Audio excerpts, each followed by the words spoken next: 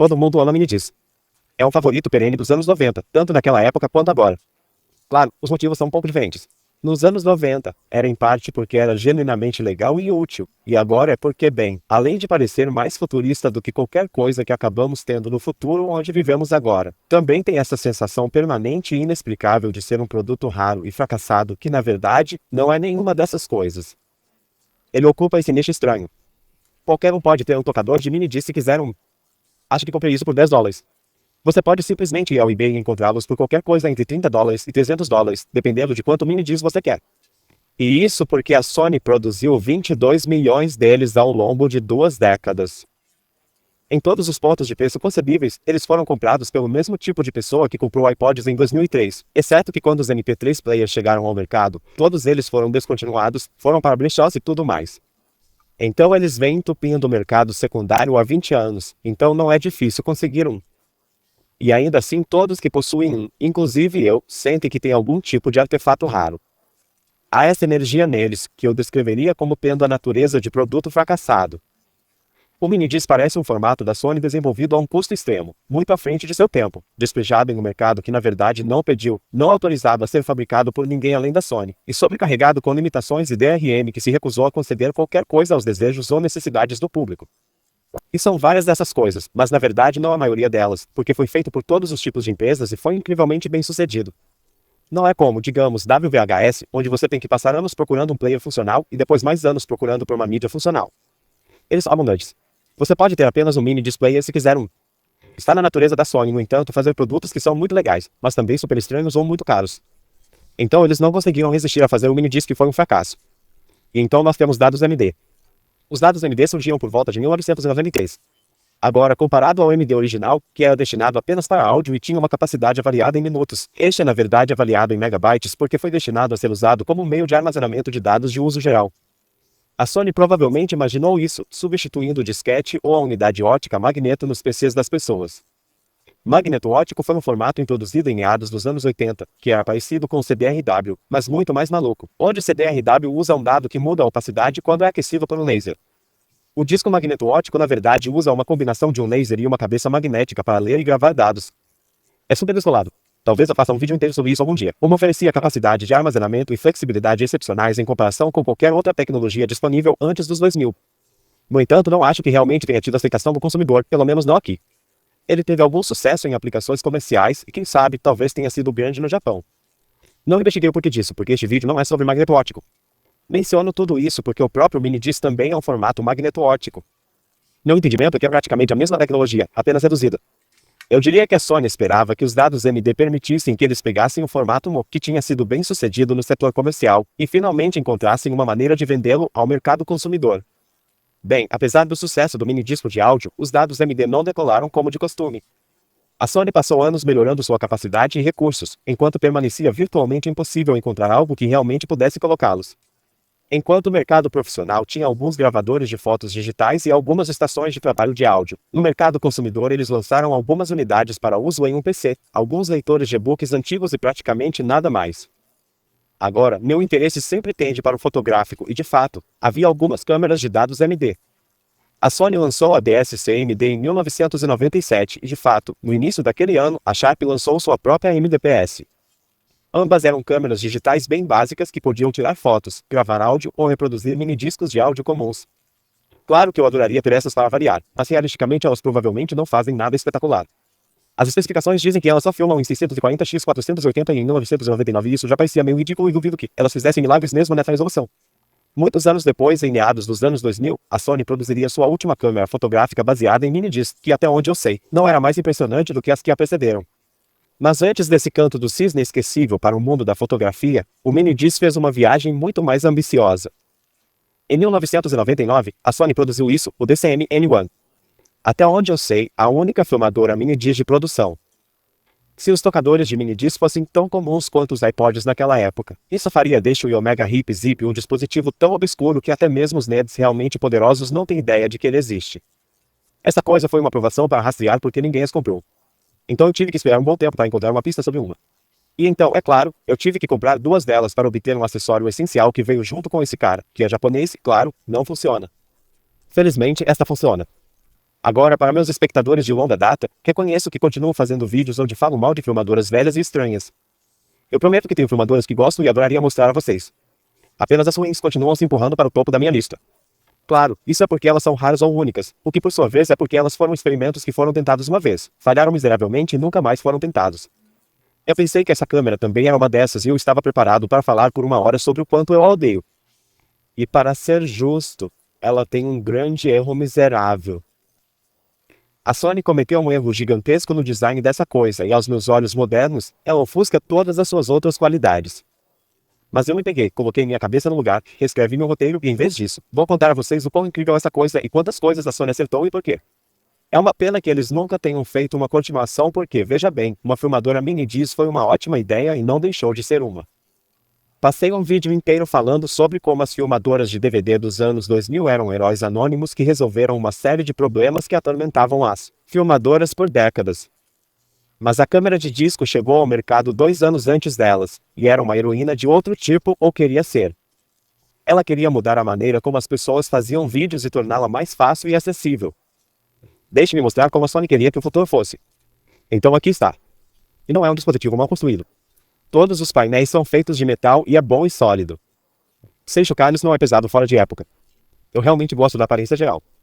Na verdade, parece muito menos uma filmadora e muito mais um tipo de dispositivo de mídia pessoal da era YTK, o que faz sentido, já que é derivado da linha de tocadores de música da Sony. Acho que muito do que está fazendo isso é essa tinta azul metálica. Não sei se já vi esse tom específico em outra coisa, e eu gosto. Típico da época. Tem o visor da ocular. E o LCD flip out.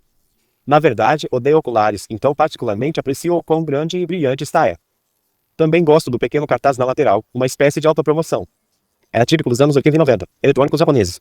Meio que desapareceu depois dos 2000. Os controles são bastante claros e ergonômicos. O que certamente nem todas as filmadoras poderiam reivindicar naquela época ou agora. Esta tem muitas coisas disponíveis na ponta dos seus dedos. Controle de luz de fundo, controle de foco, zoom, foto estática e, claro, gravação. Então com sua mão esquerda, você pode alcançar o dial de controle múltiplo aqui. Exposição do menu. Então aqui estão seus controles de reprodução. Aqui atrás, você tem o seu interruptor de modo típico com reprodução e gravação. Embora haja uma posição após a gravação chamada entrevista. E a posição de reprodução é dividida por modo de edição, sobre o qual falaremos muito mais tarde. Na frente, você tem as coisas de sempre.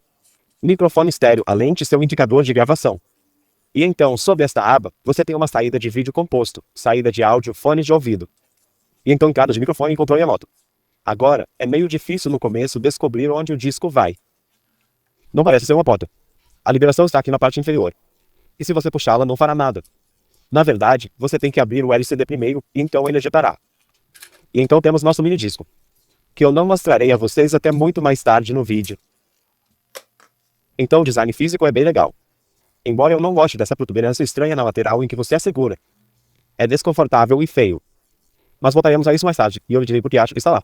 Por enquanto, vamos ligá-lo e ver como funciona para a usabilidade. Começaremos com o básico. O modo de câmera é quase o mesmo, como a maioria das outras filmadoras de consumo da época. Você obtém uma imagem bonita e clara no LCD, rótulos e indicadores simples. E fotografar é tão fácil quanto pressionar gravar. Vamos ver como fica. Então a imagem está boa. Como se as cores fossem naturais e tudo. Mas parece um pouco de baixa resolução. O manual diz gravado em 704x480, que é o limite inferior das resoluções de DVD. Mas parece ser menos do que isso. Parece um pouco suave. Não sei se isso aparece no vídeo aqui. Para comparação, saí e gravei um vídeo em um dos lagos de Seattle. Tentei obter uma variedade de assuntos. Filmei animais, filmei plantas, filmei pessoas, filmei ação e filmei ação.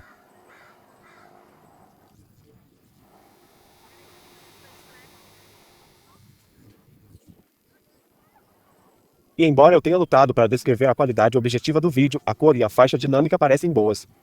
Acho que o movimento parece bom, e embora eu ache que posso ver os efeitos da compressão pesada, eles realmente não me incomodam.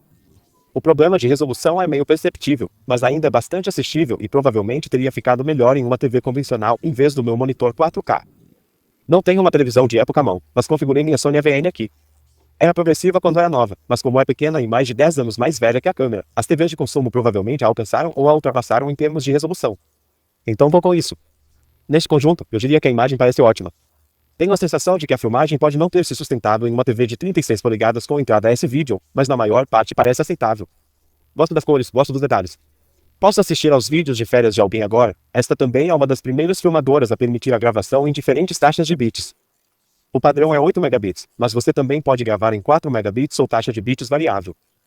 Vamos dar uma olhada aqui.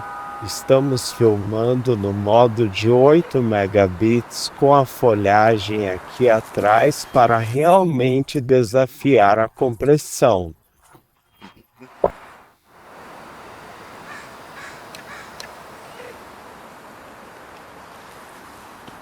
Este aqui é o modo de taxa de bits variável e este é o modo de 4 megabits. Não sou muito bom nesse tipo de comparação. Sinto que não vejo uma grande diferença entre eles. Talvez as taxas de bits mais baixas se saíssem pior com o movimento alto, por exemplo, mas não tenho uma ótima maneira de testar isso. No geral, todas parecem boas, então esta pode não ter sido sua melhor compra se você estivesse procurando uma imagem de alta qualidade, mas quero dizer, não é uma filmadora profissional. O manual tem fotos de mães e tacadas de golfe, então não acho que eles estavam mirando na indústria de transmissão aqui. No geral, os recursos de filmagem não são atípicos para a época. Você pressiona o botão de foco e gira o anel na lente para focar manualmente. Você ajusta a exposição pressionando o botão e girando a roda do polegar, esse tipo de coisa. No menu, há uma série de outras configurações típicas, como estabilização de imagem, obturador de alta velocidade, zoom digital, balanço de branco, etc. Mas um recurso notavelmente ausente são os efeitos digitais. Não há tom sépia, nem preto e branco, nem mosaico. Explicarei o porquê disso mais tarde. Um recurso que não era tão comum, eu acho, era o modo temporizador, que espera 10 segundos antes de começar a gravar e então grava por mais 10 segundos por padrão e então para automaticamente para que você possa tirar uma selfie de vídeo limpa. É um recurso bem legal. O próximo recurso, que eu tenho quase certeza que era único, é o Picture in Picture, que mostra o último quadro do último vídeo ou foto que você tirou no canto enquanto filmava. Isso é interessante porque eu posso ver como isso seria atraente para profissionais, então você pode combinar cuidadosamente uma foto com outra, mas para um usuário casual, eu não tenho tanta certeza para que você usaria isso. Também é interessante que o manual não menciona isso, então eu tenho que imaginar que provavelmente foi adicionado no final da produção. Eu acho que é apenas uma flexibilidade, na verdade. Embora isso pudesse ter sido feito parcialmente em uma filmadora baseada em fita de vídeo, é muito mais fácil fazer em uma mídia de acesso aleatório. Então, acho que a Sony pode ter acabado de aparecer no resto da indústria. Como basicamente todas as filmadoras dessa época, você também pode tirar fotos. Agora, como não é baseado em fita, ele realmente salva como JPEGs, o que é legal, mas eles têm apenas 640x480, o que eu acho que era meio ruim mesmo em 1999. A opção de gravação final é o modo de entrevista, que eu realmente não acho que mereça sua própria posição no seletor.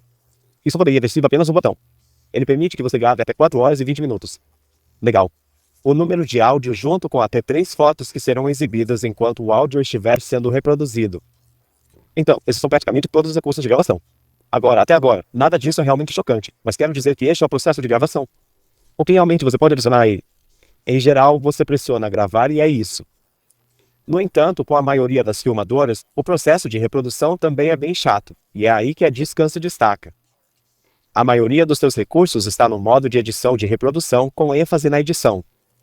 Ao entrar no modo de reprodução, somos presenteados com uma grade de 3x3 dos clipes no disco, como é típico para a maioria das filmadoras digitais. Agora, este é um bom momento para mencionar o fato de que o LCD é, na verdade, uma tela sensível ao toque. Você pode operar praticamente tudo nos menus via toque, embora no modo de gravação a roda de polegar seja mais rápida para quase tudo aqui, no entanto, temos uma interface substancialmente mais sofisticada e usar o toque economizará algum tempo. Você pode usar seu dedo, é claro, mas também inclui uma caneta escondida na porta do LCD e é até extensível para se ajustar melhor à sua mão. E para maior excelência ergonômica, a protuberância da qual reclamei antes, na verdade serve como um suporte. Você pode rolar a câmera de costas e com o LCD virado, ele realmente a mantém em uma posição confortável para uso prolongado, o que, como você verá, está muito na intenção do design. A interface de toque permite coisas como rolar rapidamente por uma longa lista de clipes. E claro, você pode simplesmente tocar em qualquer clipe que queira reproduzir em vez de ter que rolar por ele com a roda de polegar. O LCD realmente parece fantástico, dada a época. Há muitas filmadoras com LCD que não representam o vídeo real muito bem, mas está bem precisa. Ao reproduzir um vídeo, você tem o básico pausar, buscar, avançar e retroceder, mas também há um botão de câmera lenta que permite reprodução em velocidade variável. Você pode ajustar a velocidade suavemente usando um botão giratório. Acho que nunca vi esse recurso em nada. De volta à visualização da galeria, você pode tocar no ícone no canto inferior direito para ver detalhes sobre um clipe selecionado, marcá-lo como interessante, protegê-lo contra a exclusão e até mesmo atribuir um título a ele. Qualquer clipe com o título se torna uma espécie de destino de viagem rápida. Se você entrar no menu aqui e selecionar pular, poderá pular direto para qualquer clipe nomeado na galeria, o que ajuda a navegar pelos discos compactados. Agora sobre esses menus. Eles são tão compactados que é difícil escolher um lugar para começar. Então, vou apenas de cima para baixo porque tudo aqui é bem legal. O primeiro menu tem vários recursos de reprodução e logo de cara temos outro modo Picture in Picture. Mas este é um dos recursos mais interessantes e exclusivos que já vi em qualquer filmadora. Com o PIP ativado durante a reprodução de um vídeo, você pode pressionar pausa e em seguida capturar para armazenar o quadro atual no PIP. Você pode então continuar reproduzindo com a imagem congelada no canto e a qualquer momento pode tocar nela para colocar a imagem parada lado a lado com o vídeo atual, pausado ou reproduzindo em velocidade normal ou até mesmo em câmera lenta. Você pode até ir para outro videoclipe enquanto retém a imagem parada do anterior para poder fazer comparações de quadros entre dois clipes. Este é um recurso completamente maluco que nunca foi possível antes sem duas câmeras, dois videocassetes ou um computador. Esta é outra flexibilidade. Outra opção mais estranha é a sequência de 9 quadros. Aqui você seleciona um clipe, começa a reproduzir e em seguida escolhe um lugar para pausar. Ele oferece a opção de avançar ou retroceder um quadro por vez e quando tiver o quadro exato que deseja, pressione continuar e ele selecionará os próximos 8 quadros e os colocará todos na tela para revisão. Você pode tocar em qualquer um para aumentar o zoom. Não sei para que serve isso, parece meio inútil. Embora seja bem implementado, há vários modos de reprodução. Você pode fazer com que ele reproduza diretamente do primeiro clipe ao último. Repetir tudo, repetir apenas um clipe, embaralhar e você também pode fazer um loop de apenas um segmento dentro de um clipe. Ou faça uma varredura de introdução que basicamente reproduz os primeiros 2 segundos de cada clipe para ajudar você a encontrar um. Tudo isso é impossível em uma câmera de vídeo. Você pode classificar por várias propriedades, dizer por quanto tempo exibir as fotos quando elas estiverem em uma lista de reprodução e selecionar uma transição para reproduzir entre os clipes, um recurso que abordaremos em alguns minutos. O próximo menu é onde as coisas começam a ficar malucas. Estes são os controles de edição e eles realmente são bem completos. Como está em uma mídia regravável de acesso aleatório, você pode, é claro, excluir qualquer videoclipe que não goste para liberar espaço, mas os recursos de edição vão muito além disso. O recurso mais simples é Mover, que permite reordenar clipes dentro do disco para que você possa organizá-los em uma lista de reprodução personalizada. Há também Copiar, no entanto, que na verdade duplica completamente um clipe e isso tem a intenção de fornecer uma cópia de trabalho para que você possa usar recursos de edição destrutivos com segurança. A opção de corte, por exemplo, faz exatamente o que parece. Você escolhe o início e o fim de um clipe e ele descarta tudo ao redor. Então, é claro que você pode querer duplicar esse clipe primeiro, caso você estrague. Se você não gostar dos seus resultados, você pode simplesmente excluí-lo, fazer uma nova cópia e tentar novamente. Há também Dividir, que divide um clipe em 2 clipes, e Combinar, que faz o oposto. Com todos esses recursos até agora, temos um sistema básico de edição de montagem. O disco pode ser pensado como um projeto de vídeo em um editor não linear e a galeria View é como sua visualização de linha do tempo. Depois de gravar sua filmagem inicial, você pode entrar, dividi-la em clipes, excluir tomadas ruins e filmagens desnecessárias, em seguida, embaralhar as coisas para criar uma produção completa, tudo dentro da câmera. Não é preciso dizer que esse tipo de coisa não existia em filmadoras de fita. Era impossível. Mas além disso, isso não estava disponível para ninguém no mercado consumidor. Claro, os profissionais tinham software de edição de vídeo em computadores, mas o iMovie nem sequer foi lançado até o final de 1999. E se você não tivesse um Mac, provavelmente nunca teria visto nada parecido com isso. Sua melhor opção é usar um par de videocassetes oferecendo aos consumidores. A edição de vídeo não linear era incrivelmente nova por si só. Mas a câmera de disco não para por aí com o básico, ela continua. Outro recurso aqui, por exemplo, é a captura de quadros estáticos, que permite selecionar um único quadro de um vídeo, extraí-lo e salvá-lo como JPEG e usá-lo como um clipe onde quiser. E isso funciona bem com a próxima opção, que é o recurso de desenho. Isso chama um pequeno editor gráfico. Você obtém um lápis, uma caixa de ferramentas de linha e um círculo vazio e preenchido, e texto que pode ser usado para marcar e anotar uma imagem da maneira que quiser. Você pode usar isso em imagens estáticas ou em vídeos. O vídeo será reproduzível enquanto a arte permanece estática sobre ele. A câmera também pode gerar cartões de títulos simples para inserir entre clipes, mas se quiser, você pode criar um quadro em branco e, em seguida, fazer títulos personalizados à mão desenhando nele. Agora, não acho que a Sony tinha algum propósito comercial em mente quando construiu essa coisa, mas francamente, acho que você poderia usar isso para fazer apresentações envolventes. Suponha, por exemplo, que você fosse enviado para inspecionar um prédio como o meu porão. Aqui você pode gravar vídeos de coisas de interesse e, em seguida, dividir os clipes resultantes, separar quadros, anotá-los e montá-los novamente em um vídeo que pausa periodicamente para exibir notas para ilustrar suas preocupações específicas. Você pode então conectar isso a um projetor e ter uma apresentação que foi filmada, editada e reproduzida, tudo dentro deste dispositivo. Sem videocassete, sem computadores, nada. E isso é foda. Se alguém realmente queria fazer isso com este dispositivo específico é irrelevante. O fato de que você poderia é surpreendente e eu gostaria que o mundo dos negócios tivesse reconhecido o potencial dessa coisa, mas infelizmente isso nunca aconteceu. E eu realmente não acho que era isso que a Sony pretendia aqui de qualquer maneira. Certamente há muitos recursos focados no consumidor nesta câmera, como a ferramenta de carimbo que contém um monte de gráficos pré-fabricados muito domésticos. Feliz aniversário, polegares para cima, esse tipo de coisa.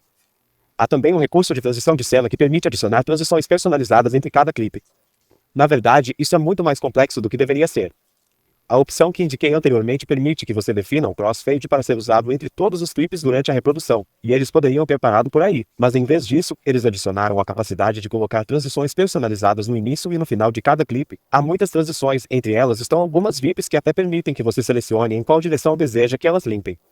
Havia filmadoras antes disso que ofereciam efeitos de VIP, mas elas apenas foram em uma direção e disseram que era bom porque é um recurso bobo e pequeno. Se você quisesse transições personalizáveis, teria pago um editor de vídeo para usar um equipamento real. Mas se você me perguntar, esses são os engenheiros da Sony indo muito além do esperado. Eles não precisavam fazer isso, mas fizeram mesmo assim.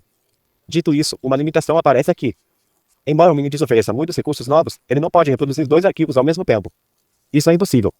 Então, durante uma transição, o vídeo que está desaparecendo congela e o vídeo que está aparecendo é o único que está sendo reproduzido. Isso era algo impossível de superar com a tecnologia da época, então é difícil culpá-los. Além disso, se você e seu irmão estiverem fazendo um filme Final Fantasy, vocês podem ter transições de batalha precisas, então tudo está perdoado. Os últimos recursos aqui são os efeitos de imagem porque, claro, uma câmera de 1999 tinha que ter filtros bobos de sépia, preto e branco e mosaico. No entanto, eles estão aqui em vez de no modo de gravação porque você não os aplica à filmagem. Eles são um efeito de pós-processamento adicionado de forma não destrutiva. Você pode selecionar um clipe, dizer que é tão sépia, reproduzi-lo e se não gostar desse efeito, pode voltar e removê-lo. Como ele está sendo aplicado na hora durante a reprodução, eles não estão realmente modificando a filmagem. Isso também é verdade para o modo de desenho. Você pode apagar tudo o que rabiscou em uma imagem ou clipe a qualquer momento. Então, novamente, a Sony foi muito além da venda aqui. Edição não destrutiva é algo que todo profissional espera em suas ferramentas, mas a maioria dos consumidores nem sabe o que isso significa. Acho que essa é a maneira certa de fazer isso e, claro, gostaria que tudo funcionasse dessa forma, mas é normal e muito mais barato fazer isso de uma forma mais preguiçosa e destrutiva. Se você fornecer algum recurso de edição, e esta câmera está cheia disso, ela tem todos esses recursos que parecem exagerados para o público-alvo. Por exemplo, quando você está rolando pela galeria, as miniaturas que aparecem não estão sendo geradas a partir de vídeos na hora. Como a maioria dos dispositivos, elas são armazenadas em um banco de dados no disco e podem ser substituídas. Você pode selecionar a alteração da imagem de índice, pausar em um quadro desejado de um vídeo e salvar esse quadro como uma nova miniatura. O que tem esse recurso? Nossos sistemas operacionais não têm esse recurso. Não acho que meu editor de vídeo tenha esse recurso. Você também pode agrupar clipes para fazê-los se comportar como um único clipe, mas sem realmente combiná-los para que você possa desagrupá-los mais tarde. Isso é muito legal, e é algo que eu espero de um editor de vídeo. Mas quem precisa disso para organizar seus filmes caseiros? Normalmente, se você quiser encontrar um clipe, basta pressionar avançar até encontrá-lo. As apostas não são muito altas. Quem está gastando tanto tempo assistindo a seus filmes caseiros que realmente precisa do tipo de ferramentas organizacionais que os profissionais esperam? Agora, eu tenho uma teoria. É fraca, mas é possível que essas ferramentas tenham sido incluídas porque a Sony antecipou que as pessoas teriam muitos discos com muitos clipes pequenos neles. E para explicar essa suposição, vou ter que começar a entrar nos problemas. Esta câmera é inquestionavelmente muito legal. No entanto, ela também está à frente de seu tempo. Claro, sobre o que eu falo. 1999 era muito cedo para fazer várias das coisas que a Sony estava tentando fazer aqui, e isso mostra isso de várias maneiras específicas e muito desagradáveis. Vamos voltar a isso para chegar aonde queremos chegar. A qualidade do vídeo não é tão boa. Acho que uma câmera DV contemporânea provavelmente ficaria muito melhor nessas mesmas condições. Agora, essas gravam a 25 megabits, enquanto esta grava a apenas 8. No entanto, essa usa MPEG 2, que acredito ser um codec mais eficiente. E também o 8 é muito próximo do DVD, que é cerca de 10. Agora, é possível que como a câmera em taxa MPEG, esta simplesmente não esteja se esforçando tanto para codificar esses 8 megabits. Ou é possível que esses 2 megabits extras realmente façam a diferença. Mas a razão de serem 8 megabits em vez de 10 é provavelmente por causa da capacidade dos discos. Os dados MD surgiram pela primeira vez por volta de 1993, provavelmente antes no Japão, e eu suspeito fortemente que a Sony simplesmente pegou o minidisco original e colocou megabytes nele em vez de minutos. O armazenamento dessas coisas não era incrível. Cerca de 140 megas, o que era muito legal em 93, mas em 99 não era muito. Felizmente, no entanto, essa câmera não usa dados ND. Eu menti para você. Você sabe como eu tirei o disco antes, mas me recusei a mostrá-lo para você. Isso porque você definitivamente nunca viu esse formato antes. Dados MD2, também conhecido como DIO. Este foi um desenvolvimento de dados ND que aumentou a capacidade consideravelmente até 650 megabytes, a capacidade de um CD de tamanho normal. Muito impressionante, dado o seu tamanho, 650 megas. Quanto vídeo você consegue colocar nisso? Bem, uma maneira de dizer que não é o suficiente, mas outra maneira é 10 minutos. Talvez se você estivesse gravando vídeos do jeito que as pessoas faziam com câmeras de filme antigas, onde você apenas segura o botão por tempo suficiente para capturar um pequeno evento, seu filho soprando as velas de aniversário ou algo assim, e então você solta e ele para de gravar. Talvez você pudesse obter uma quantidade razoável de filmagens interessantes nessa coisa e ela realmente tivesse uma opção para gravar assim. Mas em quaisquer outras circunstâncias, isso não aconteceria. Esse foi o pior tempo de execução de qualquer novo formato de vídeo na história. O mini DVD se saiu melhor. A câmera MPEG se saiu melhor. Todos os formatos de fita de vídeo na história se saíram melhor. Você tem que voltar até as câmeras de filme para encontrar um tempo de execução tão ruim. Agora, é claro, havia os modos de caixa de bits mais baixa. Você poderia gravar em variável ou 4 megabits, e isso lhe daria até 22 minutos, o que ainda não é bom o suficiente. Então, se você quisesse usar isso como sua filmadora principal, você teria que ter muitos minidiscos, e não apenas esses, mas minidiscos MDView. Agora, uma revista contemporânea diz que eles deveriam custar cerca de $14,95, o que em dólares modernos é cerca de $25, o que não parece tão ruim, mas se você pensar bem, para obter uma hora de mídia de gravação, você precisaria gastar $150. Isso dói para a comparação. A fita era tão barata nessa época que as revistas não se preocupavam mais em listar os preços. Mas se você voltar para 1993, uma fita Hi-8 que poderia render 2 horas de vídeo de excelente qualidade custava $8. Então é isso que estava acontecendo. Se eles conseguiram aumentar a densidade para pelo menos 1 GB, então talvez com taxas de bits mais baixas isso poderia ter armazenado pelo menos meia hora de vídeo. E embora isso seja uma droga para 1999, pode ter sido suficiente para salvar o produto. Infelizmente, o minidisc não atingiu a marca de 1 GB até 2004 com o formato HiMD, quando o mercado para isso provavelmente já havia acabado há muito tempo. Mas ei, é digital, então isso torna tudo ok, certo? Quer dizer, estamos em 1990, a era da internet, do e-mail, da fácil distribuição digital e edição de vídeo. Então o verdadeiro significado do Natal aqui era apenas levar isso para casa e carregá-los no Imovi. Que se importava com o quanto você poderia colocar neles. Queria simplesmente despejar tudo no seu disco rígido de qualquer maneira, certo? Esta cara deve prepará-lo para a decepção. Você deve ter notado que isso não tem FreeVid. Agora, isso pode parecer absurdo para a época em que até mesmo uma câmera DV de um ano antes deveria ter FreeVid, mas na verdade é meio impossível. O formato nativo do FreeVid é DV, e isso não grava DV, grava MPEG 2. Isso também é a verdade para todas as filmadoras de DVD. Nenhuma delas tinha FreeVid porque elas teriam que ter algum tipo de chip de conversão de MPEG 2 para DV dentro. Teria sido uma despesa enorme, e você poderia simplesmente colocar o disco no seu computador. Você não poderia fazer isso aqui porque a Sony nunca fez um drive de dados MD2, tipo. Eles nunca anunciaram um que eu saiba. Então, como você coloca o vídeo no seu computador realmente? Honestamente, você não sabe. Estou estragando o final dizendo a verdade, porque acho que você merece saber. Mas para uma divulgação completa, a Sony afirmou que havia uma maneira de fazer isso. Vou ter que pedir para você me acompanhar na próxima frase, porque as palavras não se encadeiam de uma forma que se encaixe na nossa realidade percebida. A única maneira de colocar o vídeo no seu computador é pela Ethernet. Você pode pensar um pouco sobre isso. Faça uma pausa se precisar. Eu estarei aqui. Eu mostrei a câmera inteira. Não há nenhum orifício Ethernet nela. Quer dizer, a única coisa que não mostrei foi o compartimento da bateria. Quer dizer, lá está. Viu? Não há. Nenhum truque-na-manga. Não, nenhum conector Ethernet ali. Não há nada. Não, eles não fizeram. Ah, sim, eles fizeram. Como a maioria das filmadoras dessa época, se você quiser usá-la na tomada, precisará do simulacro de bateria. É uma coisa de plástico em forma de bateria com um cabo saindo dela, que você enfia no compartimento da bateria. Tem uma pequena porta aqui para que o cabo possa sair e então possa funcionar na tomada. No entanto, ela não fornece apenas energia, mas também Ethernet. A pequena porta de plástico ali desliza para trás para que esses pinos possam conectar o Rio de Janeiro 45 à câmera. Você notará que há muito mais do que 8, o que eu acho que é porque isso também contém uma porta de áudio digital.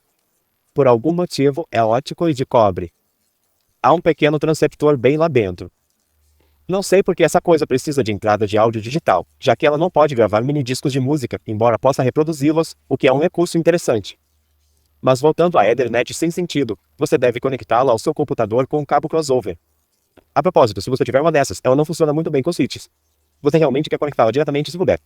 Então você atribui um endereço IP estático à câmera, e nesse ponto ela ativa um servidor web. Agora, isso não é o ideal para começar, mas não consigo pensar em uma maneira melhor de fazer isso.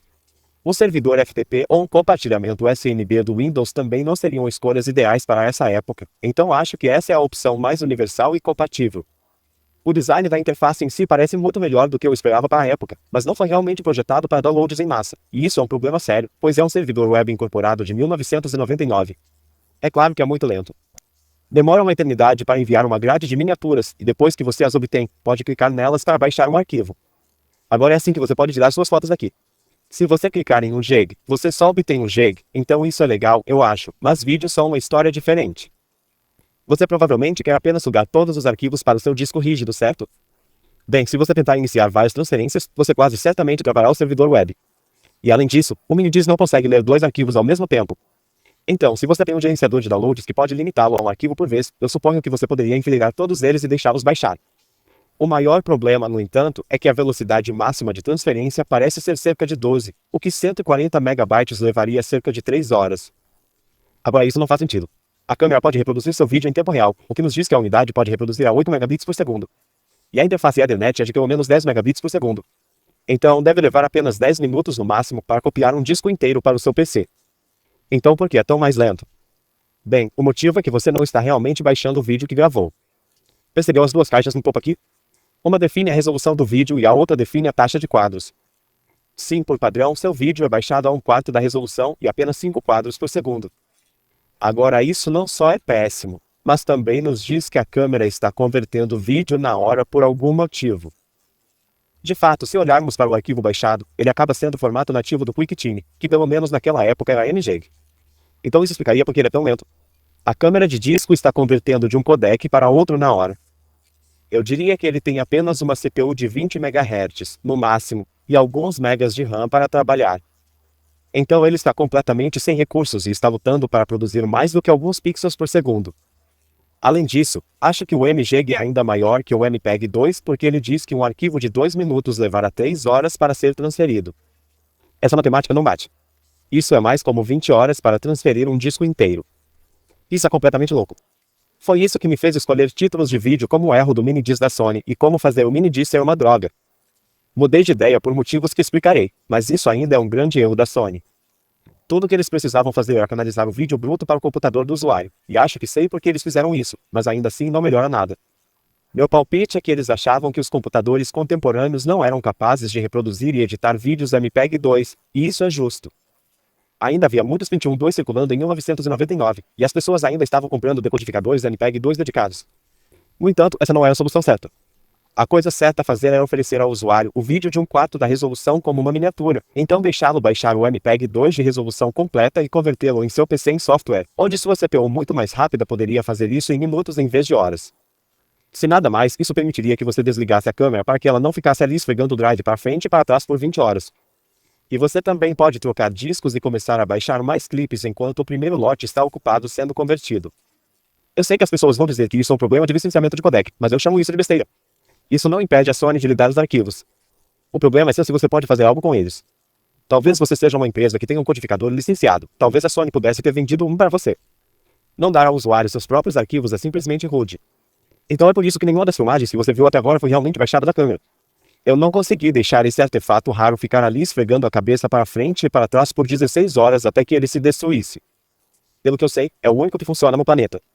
Então, em vez disso, eu apenas o conectei ao meu deck de DVD e copiei tudo no analógico, o que parece muito bom agora que consegui uns 30 segundos de vídeo na Ethernet antes de me acovardar e desconectá-lo.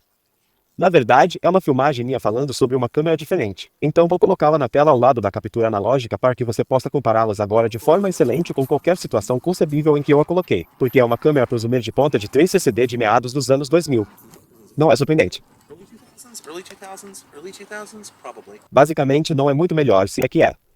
E se você tivesse uma placa de captura analógica de $150, seria melhor usá-la. Eu adoraria ver como é o MPEG 2 subjacente, mas parece que nunca tem essa chance. Agora, para complicar as coisas, é claro que houve uma atualização de firmware para essa coisa que nunca poderei obter, pois foi distribuída exclusivamente no minidisc, um método que estou feliz que não usamos mais. O recurso mais interessante aqui é, sem dúvida, o Parappa, os carimbos de imagem do wrapper, mas também há esse recurso de cópia de disco para disco com palavras muito estranhas. Isto diz que permite que você use seu computador como um local de armazenamento temporário para armazenar vídeos em sua qualidade original enquanto os move de disco para disco. Isso é estranho. E não estou comentando sobre a tradução automática. Estou dizendo que este é um recurso bizarro para implementar nesses termos. Parece forçado para mim. Em outras palavras, parece que a Sony identificou um problema que seus usuários acharam inaceitável e eles estavam tentando resolver, mas também não concederam algo que seus executivos exigiram que eles não concedessem.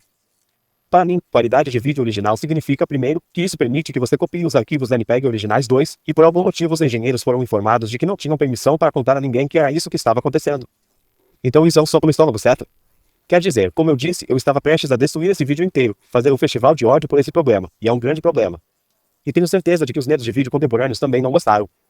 Encontrei evidências de que eles ficaram irritados com a falta de Fireview, por exemplo, e tenho certeza de que isso os teria incomodado também se eles realmente tivessem comprado um, mas o que percebi é que isso não era para eles. Se você quisesse editar no seu computador, poderia comprar uma câmera Fireview. Minhas reclamações sobre eles são, em grande parte, críticas, e eles devem ter funcionado bem porque havia toda uma indústria de vídeo em torno deles. A Sony, no entanto, projetou este dispositivo não para cinegrafistas com IMAX, mas para uma abordagem completamente diferente para fazer vídeos de seu produto. As pessoas apresentaram isso como um sistema completo de filmagem e edição que não exigia um PC. Remover o computador da equação era o objetivo deles, então não é surpreendente que eles não incluíssem bons métodos para isso. Embora eu não ache que realmente valeu a pena a aparente rejeição que testemunhamos aqui. Mas talvez seja apenas a Sony sendo Sony. Então eu gostaria de argumentar que deveríamos ignorar o problema de compatibilidade com o PC e julgar isso apenas por seus méritos. Infelizmente, a compatibilidade com o PC foi a única coisa que poderia ter salvado, porque assim que você olha para seus méritos, você volta para 10 minutos. Como você não pode copiar a filmagem para seu computador ou qualquer outra mídia, isso significa que você ficará para sempre preso a essas caixinhas de discos proprietários caros que você vai trocar constantemente para obter qualquer quantidade decente de filmagem que realmente não é perdoável. Especialmente depois de ver o preço. Quer dizer, é sempre assim que essa parte do roteiro acontece, certo? Você esperava que a Discom fosse falha e também estupidamente cara, e ela não decepciona. $2.300. Isso é $3.700 em dinheiro de hoje. Você poderia pegar esse tipo de dinheiro e comprar uma Blackmagic Ursa Mini 4K e ainda sobrar dinheiro para outra lente. O choque do adesivo deve ter sido como o joelho ralado, e adicionar a revelação sobre o tempo de execução deve ter sido como esfregar sal nele.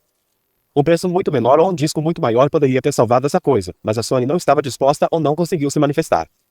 Eu queria muito que a Sony tivesse descoberto o problema da capacidade mais rápido, porque então este poderia ter sido o estranho produto de adoção inicial que é muito caro e não muito prático, mas que abre caminho para toda uma linhagem de dispositivos que seguem seus passos.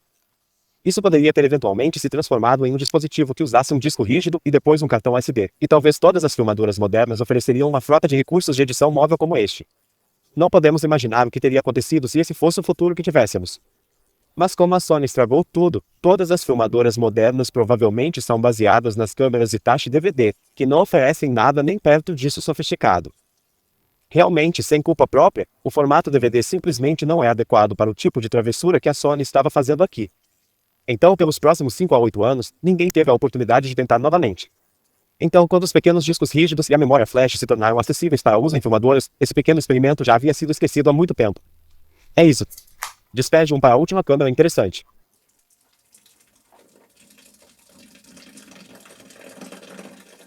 Obrigado por assistir. Se você gostou disso, por favor, inscreva-se. Então eu sei que você gosta desse tipo de coisa. Lembre-se de ativar as notificações porque eu envio regularmente. Além disso, se você realmente gosta disso, considere me apoiar no Patreon como essas pessoas aqui estão fazendo. Custa muito colecionar esse tipo de coisa, especialmente quando tenho que fazer coisas como comprar 2 delas para obter um conjunto funcional. Então, sem o apoio deles, eu literalmente não conseguiria fazer isso. Sou grato a todos eles e a todos vocês por assistirem. Obrigado.